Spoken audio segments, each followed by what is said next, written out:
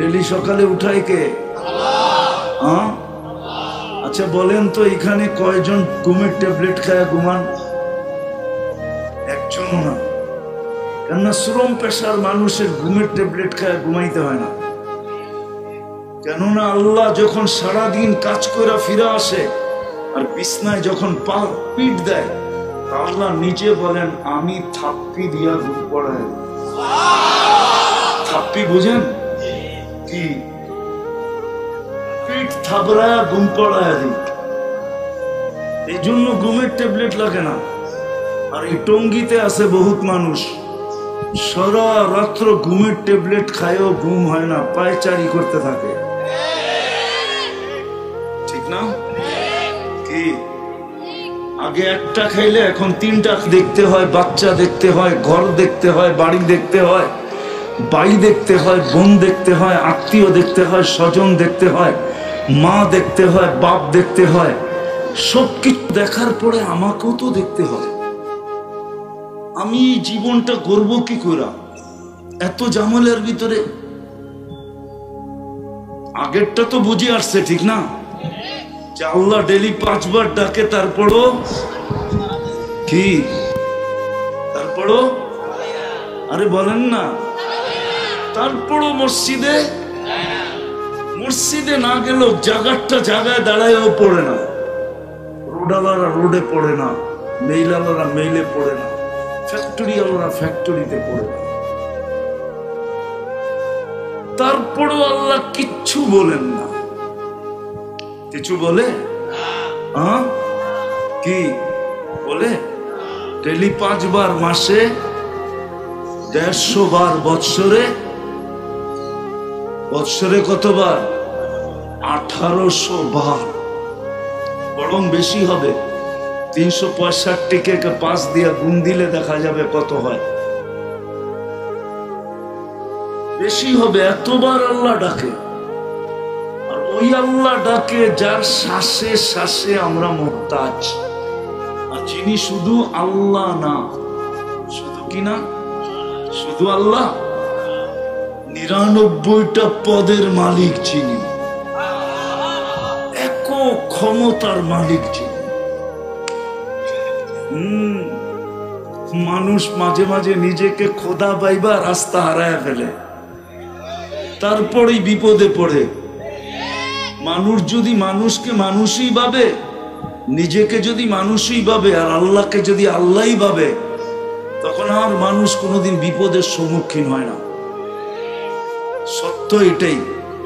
তা আল্লাহ 99টা পদের মালিক। শুধু আল্লাহ না, আল্লাহ রহমান, আল্লাহ রহিম, আল্লাহ মালিক, আল্লাহ কুদ্দুস, আল্লাহ সালাম, আল্লাহ মুমিন, আল্লাহ মুহাইমিন, আল্লাহ আজিজ, আল্লাহ জব্বার, আল্লাহ মুতাকাব্বিরুল খালিকুল বারিউল মুসাব্বিরুল গফফারুল কহ্হারুল ওয়াহাবুর রাজ্জাকুল ফাত্তাহুল আলিমুল কাবিদুল বাসিতুল খাফিদুর রাফিউল মুইসুল মুদিল্লুস সামিউল বাসীরুল হাকামুল আদলুল লতীফুল খবীরুল হালিমুল আযীমুল গফুরুশ শাকুরুল আলিয়ুল কবীরুল হাফিজুল মুকিতুল হাসিবুল জলিলুল করিমুর রকিবুল মুজিবুল ওয়াসি আল হাকিমুল ওয়াদুদুল মজিদুল বাঈসুশ শাহীদুল হকুল ওয়াকিলুল কবিয়ুল মতিনুল ওয়ালিয়ুল হামিদুল মুসি আল মুবদি আল মুঈদ আল মুহয়ি আল মুমীত আল হাইয়্যু আল কাইয়্যুম আল ওয়াজিদ আল মাজিদ আল ওয়াহিদ আল আহাদ আল সামাদ আল কাদির আল মুক্তাদির আল মুকদ্দম আল মুআখ্খার আল আউয়াল ওয়াল আখির আল যাহির ওয়াল বাতিন আল ওয়ালি আল মুতাওয়ালি আল বাররু তাওয়াব আল মুনতাকিম আল আফু আল রাউফ মালিক আল মুলক আল জালালি ওয়াল ইকরাম আল মুকসিত ওয়াল জামি ওয়াল গানি ওয়াল মুগনি আল মানি আদ দার আল নাফি আল নূর আল হাদি আল বদি ওয়াল বাকি আল ওয়ারিস ওয়াল রশিদ আস সাবুর জাল্লে জালালু। আল্লাহ 99 পদের মালিক। উনি ডাকে, তারপরও আসে না, কিচ্ছু বলেন না। আর না বলার কারণও আছে, কেননা আমাদেরকে ইচ্ছা স্বাধীনতা দিছেন বিদায়, এটার ভিতরে আঙ্গুল দিতে চান না। সীমারেখা দেওয়া আছে বিদায় কিচ্ছু বলেন না, বলেন সীমারেখায় পা দেওয়ার পরে তোমাকে ধরবো। বিদায় উদ্দেশ্য হলো জীবনটা ছোট করে যেতে হবে। কিন্তু আমি একটা প্রশ্ন উঠায় দিছিলাম যে আমি এত ঝামেলায় থেকে জীবনটা গড়ব কি করে?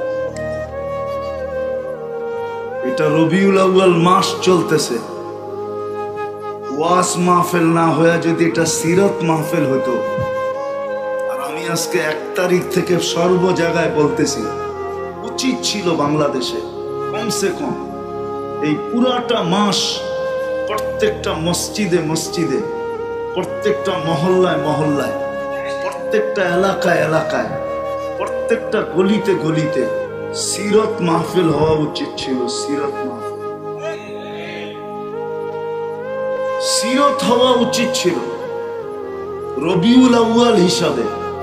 কেননা আমাদের নবীজি এই মাসে দুনিয়াতে আসছেন। কয় তারিখে আসছেন এটা নিয়ে মতানৈক্য থাকতে পারে, কিন্তু এই মাসে আসছেন এটা নিয়ে কোনো মতানৈক্য নেই। রবিউল আউয়াল মাসে দুনিয়াতে আসছেন, আবির্ভাব করছে রবিউল আউয়াল মাসে, রবিউল আউয়াল মাসে জন্ম নিছেন। বিদায় এই মাসে সিরত মাহফিল হওয়া উচিত ছিল পুরা মাস, প্রত্যেক মসজিদে মসজিদে, প্রত্যেক মহল্লায় মহল্লায়।